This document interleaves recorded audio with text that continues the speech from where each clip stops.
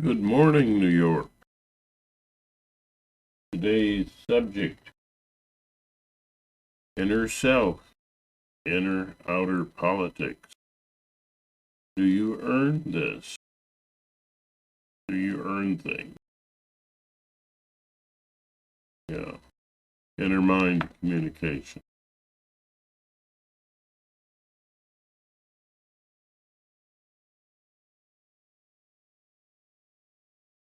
Okay. Well, first of all, you don't really earn any. Everything's a gift. How smart we are, fortunate our circumstances, our upbringing, you know, we don't earn it. We take advantage of it or not. We don't earn it. We're here to share. We're here to help the species survive and life on this planet survive. And our aim is toward the stars. And life. That's what we're here for. And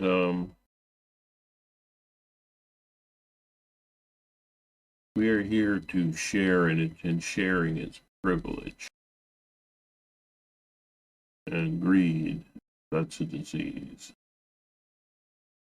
So in your inner politics, how well are you sharing? That's what politics is all about. Sharing and how well you share. When there's a lack of resources perceived, and people go to war over those resources. That's not so much ourselves that's doing that, it's nature trying to bring down our population so that there's enough, so that we don't. So that's how I see that. It's kind of like a fire that gets started. But if we're creative enough, we might see that really there isn't a lack of resources. There's a lack of proper utilization, which means we should recycle and we have to have enough energy, enough stuff on the planet, enough resources to get off of the planet and to colonize anywhere else, or at least expand life. And even if we mess up and we pollute the next place, we're doing our job. We're spreading life, one form or another. We want to spread our own life, our own species, then we need to be more careful. But in your inner politics, how kind are you? Are you into greed? Is one part of your mind wanting all the resources and all of the concern? Sometimes, in fact, the idea that we have the idea of a self-concept that serves society, and so on. But self-concept needs to be flexible, and in that flexibility, there's sharing going, hearing from the different perspectives in your mind, not just one. you argue for something and you're very convinced, have you argued against it? I would think that that would be a good thing to do before you hand out what you think to other people as a part of your trade. Make sure you're offering something of value. And so inner politics, outer politics, same principle. When you're arguing for something, when you attach to a certain belief, counter it. That gives you flexibility, even concerning who you think you are. But that needs to be flexible because everything changes. As the Buddha talked about it, I did not find what we meditated deeply.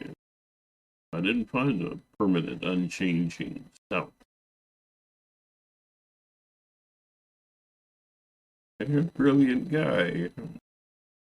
No, it really isn't. It's one of the things that, so we need to be flexible. There is still a sense of, who we are that needs to be flexible. And the politics inside you needs to be more sharing. Now, when we have that proper kind of sharing, we're not going to be so inclined to war and to greed. And deeper than that, the sharing is also healing. So the problem in our inner and outer politics is both greed, power mongering, which is a kind of greed, really. I want all the power. So when you go inside, then you have these different perspectives going on: passionate, creative, and objective, and working that out, communicating with that central emotional self that you are. Where the tire meets the road, your dramatic self, kid. You're communicating back and forth between this part of you that's all about need and getting needs met, and these other perspectives which help to meet. And good politics, right? The same thing in the big society. You need all of the different, you need creativity, objectivity, and compassion, not just in yourself, but in the world. And how you promote that is to make sure that these voices are clear and that none of these three voices or ways of meeting need are completely dominant, so that you have a greater flexibility and can better meet needs. So that's about inner and outer politics. And you got to understand that there's a concept that I use. Talk about this, and I call it wise freedom. Your sense of choice, or we won't go there. Your sense of choice, your choices increase the more you increase these communications. And wise freedom keeps the voices in their lane, but working together to influence trade, the meeting of human need, and the whether giving or receiving. And and that I call the love flow. Healthy love flow involves all of these perspectives, and these perspectives should be kind of relative balance, none dominating the other. So if you're looking at the social end of it, you're seeing government, church, extended family organizations, and the media. They need to have clear, independent voices from one another, and they have to have freedom to express that particular way of meeting human need. The church, more about compassion. The government, more about objectivity, and media, more about creativity, looking at things from a lot of different perspectives and presenting not just balanced views, but complex views. And that's your arts and your music and all of that as well. It's tied into that. That's part of the media is your comedy and your drama, everything that involves some creativity.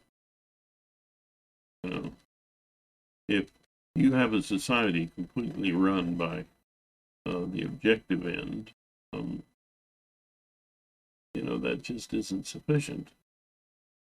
It's you lose some of that freedom, some of those choices, and when you have, the church, compassionate and governing everything, you lose choices too, and it's kind of a tyranny in either case. And if you have the media taking over, so what's wrong with that? Your hippie communes, everything's experimental. Everything shouldn't be experimental. It needs to be within the realm of some degree of practicality, balanced by the other ways of meeting needs. So that's not so workable. What about trade, business, which is the dramatic self of the kid, where everything is felt, feeling self, where you most feel things concerning survival. That's business. But if business is completely dominant, it's too much capitalism, and that can be a problem, even though it's and you look at it this way: for it to work, it has to be fair trade, not free trade. Free means it dominates every other voice. That's not workable. It needs to give space to all of these voices. You don't want any of the voices taking over the other one. But business needs to be educated by church and media and government, and helped by the that's a very educated kind of trade, very flexible kind of trade, where there's room to help the very poor as well as the rich. Whereas total business can tend to be a little selfish, It's all about me, it's all about how I get. You have to have this flow, the love flow. Things need to be flowing. So you need all of these different ways of meeting human need working together. Yeah, and when you do that, then you have a great kind of trade going on. You have good politics. So, you know, when you go to vote, you should vote accordingly. Who is balancing these things best in what they say and what they say they're going to do? It shouldn't be a selfish, hateful kind of thing. People lose their choices when, dire situations occur and they're full of anger and fear. And con artists will stir up anger and fear. It's the first sign of someone conning you, someone who's very sick and greedy and power monger. Is that they want to stir up anger and fear, a lot of anger and fear. In other words, the immigrants coming across, they don't look at it a balanced way. They're also contributing a lot. The whole, you're paying for this person's health care. You're paying for each other's health care already. And what are they contributing? Actually, quite a bit. And our economy, if you study it, is doing a lot better because of undocumented workers, without whom you would not have breakfast in the morning. So check yourself. Check that kind of politics. Don't fall for fear, angers that somebody's trying to create a storm out of.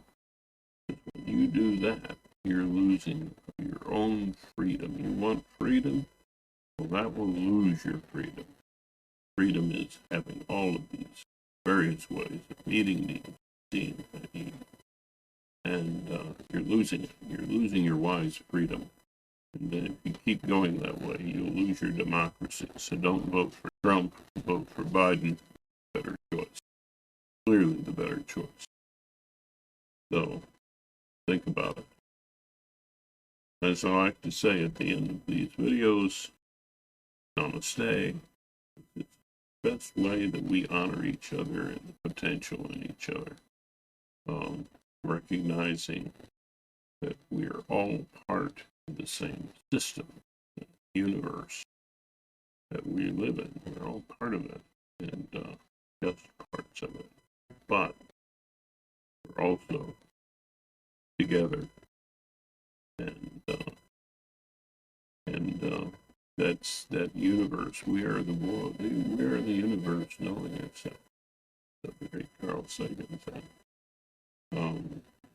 And that wondrous concept, that wondrous reality exists in all of us. So I'm seeing the universe from this perspective, and you're seeing it from another. Those need to be coming together, educating one another. And that comes from realizing there's no us and them. It's us. One family. One human family. One world family. One family of life. So that says that when you say namaste, it's honoring that and the other person and within yourself at the same time. So before I say the final namaste, I would like to sing you my favorite song that I put it, the Irish Blessing that I put a tune to. It's, I like it. It goes like this. May the road rise to meet you. May the wind be always at your back. May the sun shine warm upon your face. The rain fall soft upon your feet. And until we meet again, may God hold you in the palm of his hand, or her hand, or its hand. Remember all those perspectives. Anyway, make a great day today. Honor the wonder in yourself.